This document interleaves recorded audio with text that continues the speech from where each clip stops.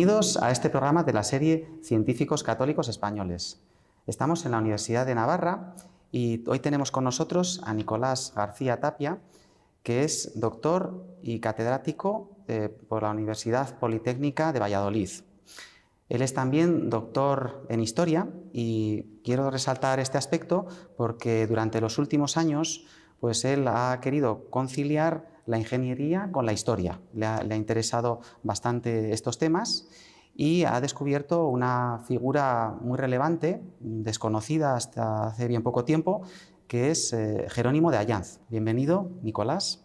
Muchas gracias. Vamos a comenzar pues, con lo primero, los inicios. Jerónimo de Allanz y Beaumont nació en Gendulain, señorío de los Allanz, cerca de Pamplona. Esta familia, tanto por parte de padre, los Allanz, como por parte de madre, eran ilustres y grandes batalladores, caballeros de Navarra. Siempre lucharon a favor de los reyes de Castilla por los intereses castellanos y destacaron en este aspecto en varias acciones. El padre de Jerónimo, Carlos, estuvo en la batalla de San Quintín con Felipe II y en ese momento Jerónimo era un niño de 7 años que seguramente se interesó por esta batalla. El hijo de Carlos, Jerónimo, era Segundón. El primer era francés, era el heredero, según las leyes de Navarra. Por consiguiente, tuvo que buscarse la vida como tal Segundón, puesto que no tenía el derecho al señorío. ¿Qué hizo? Dado las dotes excepcionales que tenía ya desde niño, puesto que su madre, sus padres le habían adoctrinado en la religión católica y él era un personaje receptivo, curioso por la ciencia, por la técnica incluso, que veía alrededor, en la propia finca de los Allanz. Él quería avanzar en este terreno y pidió a su padre que le llevase a la corte. Su padre consiguió que le nombrasen paje del rey Felipe II. El paje, a veces igual una persona puede pensar que un paje era como un sirviente, pero sin embargo los pajes se codeaban con la más alta alcurnia, ¿verdad? Efectivamente, sí. Un paje de la corte española, a ella solo podía acceder un personaje, una familia de prestigio y con méritos y amistad con el rey Felipe II. En ese momento había una escuela de pajes con unos procedimientos, digamos, modernos de enseñanza, como las universidades, o mejor aún que ellas. Grandes preceptores, luego prácticas de milicia, prácticas de todo tipo, e incluso, pues, evidentemente, una formación teológica, una formación religiosa, como correspondía a un rey. Esto lo aprovechó extraordinariamente Jerónimo de Allanz y a los 18 años estaba ya preparado para la milicia. Y de hecho también se le conoce a Jerónimo de Allanz como el Hércules español o el caballero de los dedos de bronce. Bueno, esto fue uno de los aspectos que más admiración causó. Jerónimo de Allanz tenía una fuerza extraordinaria. Con un solo dedo era capaz de perforar un plato de bronce. Con 2 dedos hacía lechuguillas, es decir, los cuellos estos barrocos de un plato.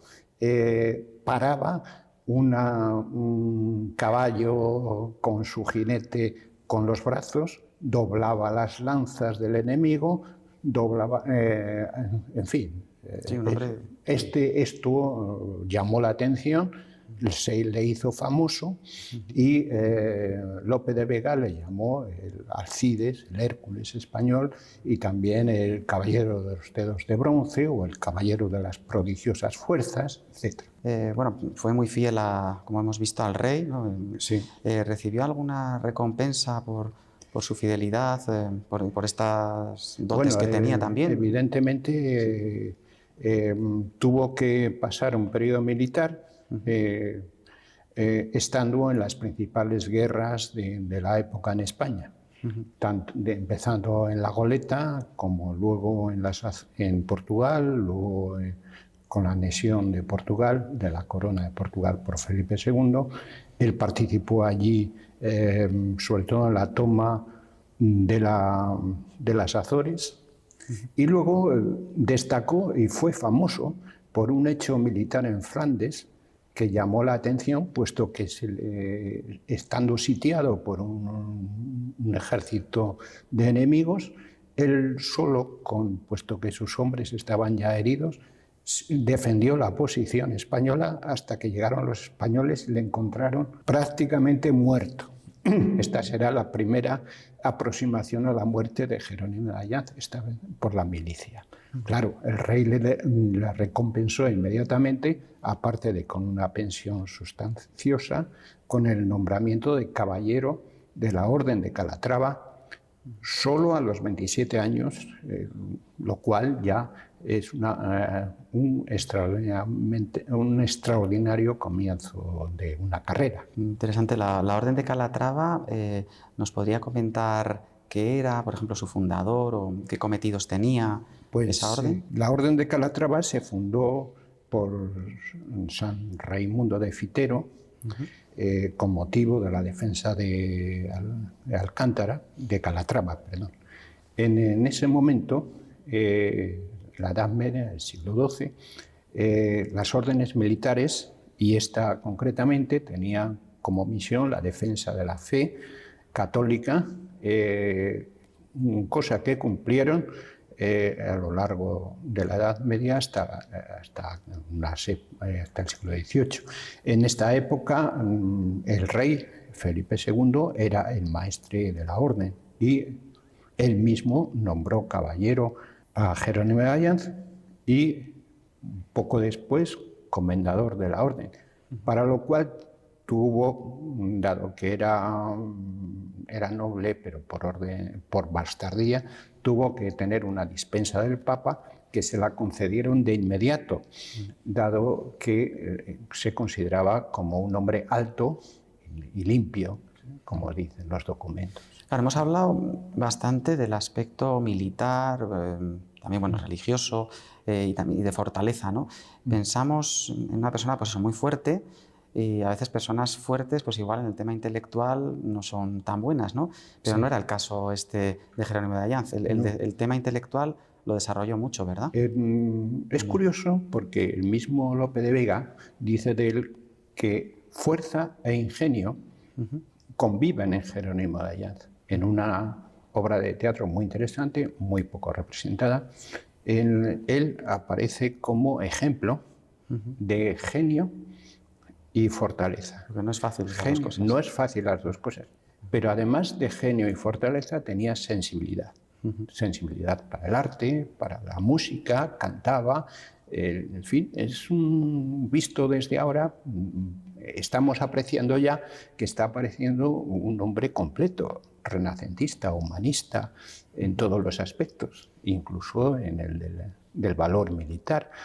Y su fe también era profunda. Y de este tema intelectual, ¿por dónde podríamos empezar? ¿Qué desarrollos hizo? Pues en Murcia había ya visitado varias minas con carácter particular, de cobre sobre todo, y el rey le nombró administrador general de las minas del reino. Cargo importantísimo, puesto que es una especie de ministerio, y dado que las minas del Reino de España abarcaban no solamente lo que era el Reino de España, sino América, Filipinas, etc. En España, él se recorrió más de 500 minas. Descendió a la mayoría de ellas. Hizo ensayos. En uno de estos ensayos estuvo a punto de morir otra vez, desahuciado por los médicos por un escape tóxico. Y es la segunda muerte, digamos, aproximación a la muerte de Jerónimo de Allanz, esta vez por la ciencia y por la técnica. Uno de sus ayudantes murió, pero él se recuperó y siguió haciendo las visitas de mina, a pesar de que también habían muerto en Madrid, donde tenía su familia, habían muerto sus 4 hijos pequeños. Y claro, ha dicho de Lope de Vega, ¿no?, que comentaba el ingenio que tenía. Seguramente, claro, al meterse en este tema de las minas, su ingenio le habría hecho desarrollar algún invento, ¿no? Porque hemos comentado al comienzo del programa que desarrolló grandes inventos, ¿no?, Jerónimo de Allanz. Bueno, tenemos que decir un hecho realmente importante que creo que no se conoce, por lo menos no se conoce en su valor, que es el que Jerónimo de Allanz poseía un laboratorio y un taller impresionante, con aparatos extraordinarios. Este laboratorio estaba en ese momento en Valladolid, era principios del siglo XVII, la corte estaba en Valladolid con Felipe III, que ahora es un personaje menos interesado que su padre en la ciencia, pero fueron 2 científicos españoles, de origen italiano uno, Ferrufino, y el otro, el director de la entonces Academia de Matemáticas de España, Arias de Loyola, quedaron asombrados. Había secciones. En una sección estaban los instrumentos científicos, una balanza que pesaba, como dicen los documentos, la pierna de una mosca. Unos instrumentos de medida para medir el rendimiento de las máquinas, que no se desarrollarían hasta 2 siglos después por Pronio y Smeaton. Hornos metalúrgicos increíbles con economizadores de calor, que diríamos ahora, eyectores de vapor, máquina que no se inventó hasta el siglo XIX. Había la máquina de vapor propiamente dicha para elevar el agua, que sería la causa de la Revolución Industrial Inglesa. Había también pues, maquetas para una barca submarina, había infinidad, bueno, no voy a decir infinidad porque eran más de 50 instrumentos. Y cuando llegaron a un sitio encontraron que ese recinto estaba fresco en un día caluroso. ¿Y de dónde venía el frío? De un búcaro de flores del cual salía aire, curiosamente producido por una especie de máquina de vapor que insuflaba el aire, pero que previamente había sido enfriado al pasar por un pozo de nieve. O sea que estamos ante el aire acondicionado, ¿no? Muchísimos eso años parece. antes Eso parece. que los sistemas modernos, vamos. Exacto. Sí. Un adelantado a su época, ¿no? Vamos, que... No solo adelantado a su época. En esos talleres que ocupaban 2 casas de Valladolid completas están los inicios de la Revolución Industrial Inglesa, que se produciría en Inglaterra. Si eso se hubiese continuado, la Revolución Industrial sería ese núcleo. Quiero subrayar esto, que ya había previsto lo que iba a pasar en la Revolución Industrial. Y con todo, suele circular bastante la frase famosa de Unamuno, que inventen ellos, haciendo alusión a que los españoles que han hecho grandes contribuciones a la ciencia, ¿verdad? En esa época esa frase no es válida. Los inventos españoles tenían una importancia extraordinaria. ¿Por qué? Porque un imperio como el español, el mayor del mundo, no se puede sostener si no hay ciencia y tecnología detrás. Y claro, aquí, pues, por ejemplo, no solamente en la ciencia, sino en la botánica, en los viajes científicos de exploración, etcétera, España era destacado. Pero quiero señalar que había patentes ya en ese momento y antes. Había un registro, ¿verdad?, de patentes. Había un registro de patentes, se llamaban privilegios de invención, pero que tiene todas las características de una patente, que fue iniciado por ni más ni menos Isabel la Católica, un mérito también a escribir a la reina, poco conocida. 1478 es la primera patente conocida. Es la primera patente del mundo, es decir, que abarca un gran territorio y abarcaba también América. Las primeras patentes americanas eran españolas y las podía cualquier personaje acceder a ellas y tener el derecho a explotar su invención y a que no se la copien. En América hasta los indios. Hay indios que también tienen patente. Y también otro equipo asombroso que inventó Jerónimo de Allanz fue el equipo de buceo, ¿verdad? Evidentemente porque no se pudo probar en esas casas de los prodigios, vamos a llamarlo así, de Valladolid. Entonces, los científicos, Arias y Ferrufino, pidieron al rey Felipe III que hiciese un acto para ver cómo se sumergía un buzo debajo del agua.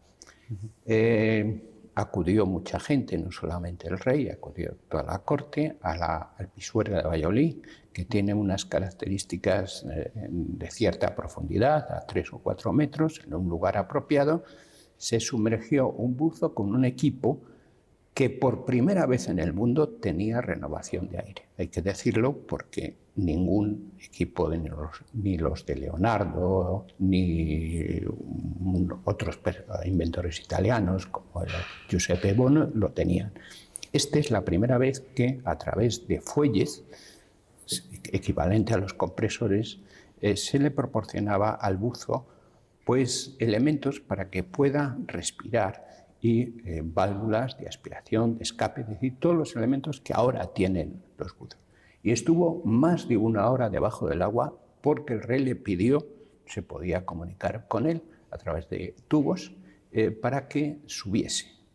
El buzo no quería, decía que estaba muy bien, que podía soportar debajo del agua hasta que el hambre y la sed le obligasen a salir. Pero tuvo que salir, evidentemente. Es un hecho que ocurrió en 1602.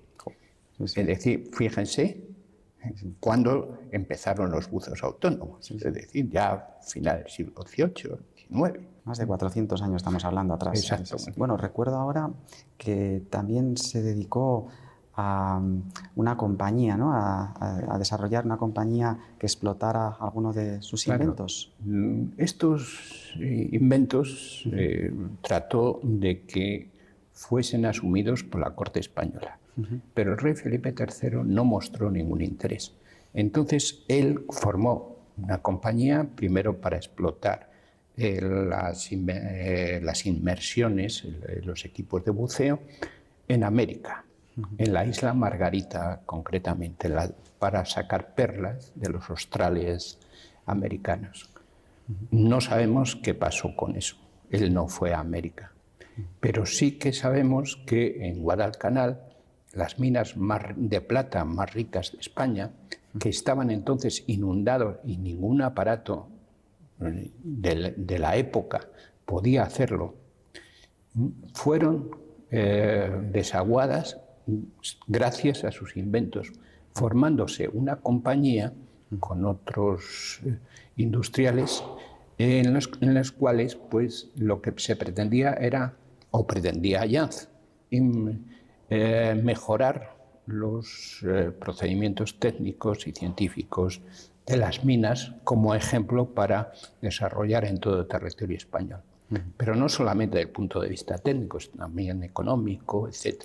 Es una revolución en todos los sentidos. Desgraciadamente fracasó porque los socios no entendieron que lo que se ganaba había que invertirlo en nuevas máquinas y en desarrollo e iniciativa técnica.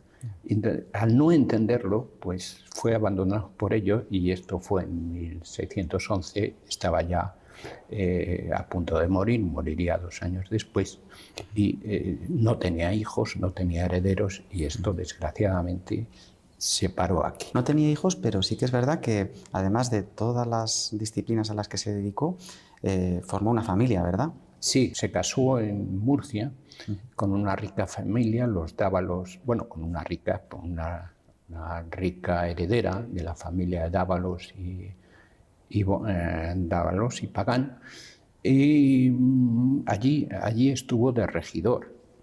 Le hicieron regidor perpetuo de Murcia, desarrollando no solamente sus intereses familiares, puesto que tenía encomiendas allí, la de Abanilla, por ejemplo, fue regada con objeto de criar limoneros, y ahora es el primer limonar de Europa.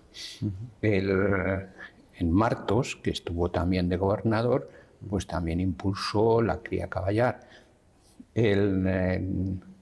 Y ya digo que realmente en Murcia, pues no solamente en los aspectos técnicos, sino en el aspecto defensivo, por ejemplo, las torres defensivas de Murcia, pues se deben a Jerónimo de Ayaz, y también el puerto de Cartagena, donde invernaron los barcos, dio lugar, esa idea de Ayaz dio lugar a lo que es que ha sido el puerto de Cartagena a lo largo de los siglos. También, al hilo de lo que ha comentado de que fue gobernador, me interesa comentar el tema religioso, porque en sus escritos se refleja que, por ejemplo, cuando estuvo de gobernador, entre las leyes que estableció, una me llama mucho la atención, decía que no se puede blasfemar ni contra Dios ni contra la Virgen. O sea, le concedía importancia a la cuestión de la fe. El tema religioso en Ayaz, él era comendador de la orden, de una orden religiosa. Entonces, el Martos pertenecía a la orden y exigió con que se respetase la moral. Por supuesto, como dice muy bien, no permitió la blasfemia y no permitía tampoco las borracheras, no permitió los desórdenes, y fue impopular por esta razón. Y incluso le pusieron juicio, claro, tuvo enemigos como por este motivo, pero él siempre defendió la fe religiosa, y hay otros ejemplos que quizá podríamos aludir a ellos. Si le sí, ¿algunos quiere comentar? Pues, por ejemplo, hablando de su familia, su hermano francés, el hermano mayor, era un personaje don Juanesco y había seducido a una joven con la que tuvo un hijo. Esto que no se Jerónimo lo tomó de forma distinta a la moral que tenía en la época. Exigió a Francés que se casase con esta joven a pesar de que no era de su clase.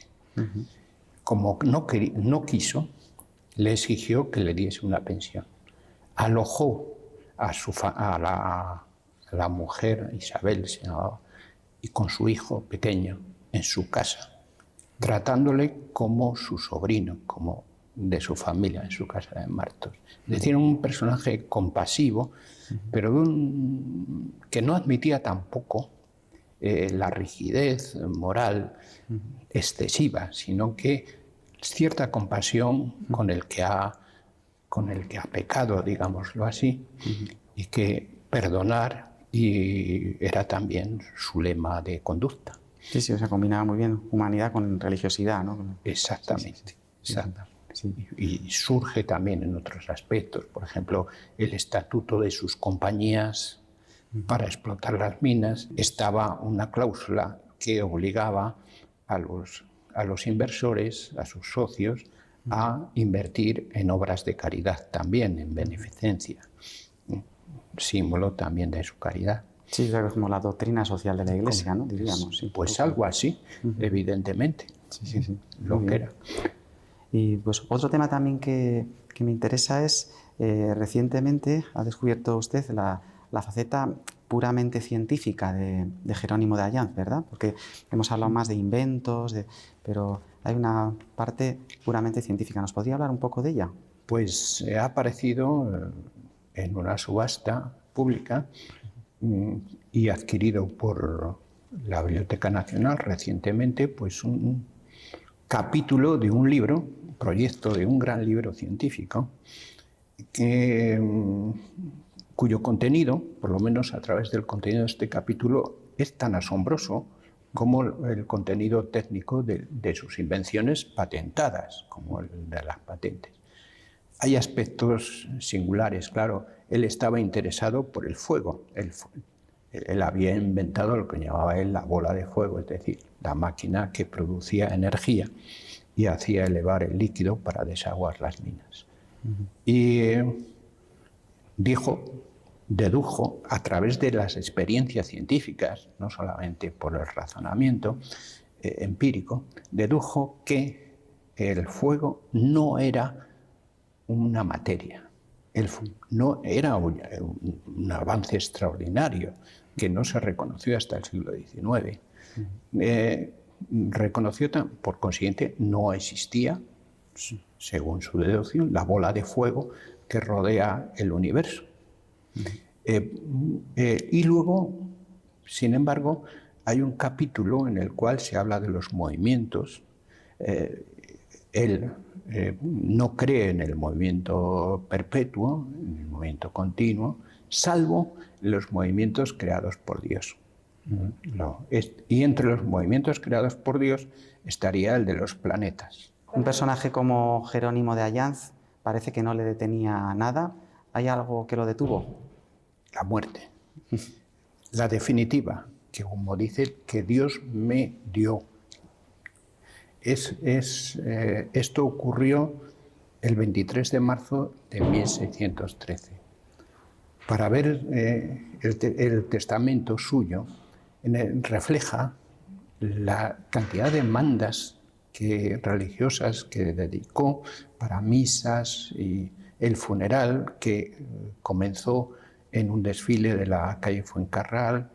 Él se mandó a enterrar con el hábito de carmelita descalzo, estuvo en San José de Atocha, en Madrid, se mandó trasladar a Murcia y está enterrado en la Catedral de Murcia, en el lado del Evangelio, es decir, en la capilla de los Dávalos, que entonces era la capilla más importante de Murcia, de su familia. En la muerte también demostró su religiosidad y su fe. Pues muchas gracias, Nicolás, por habernos ilustrado con este personaje pues, tan fascinante en el que se juntan tantas cosas, ¿no? Fortaleza, carácter intelectual, porque hizo todos estos inventos, el equipo de buceo, la máquina de vapor, el aire acondicionado, y también un hombre con una gran humanidad y espiritualidad.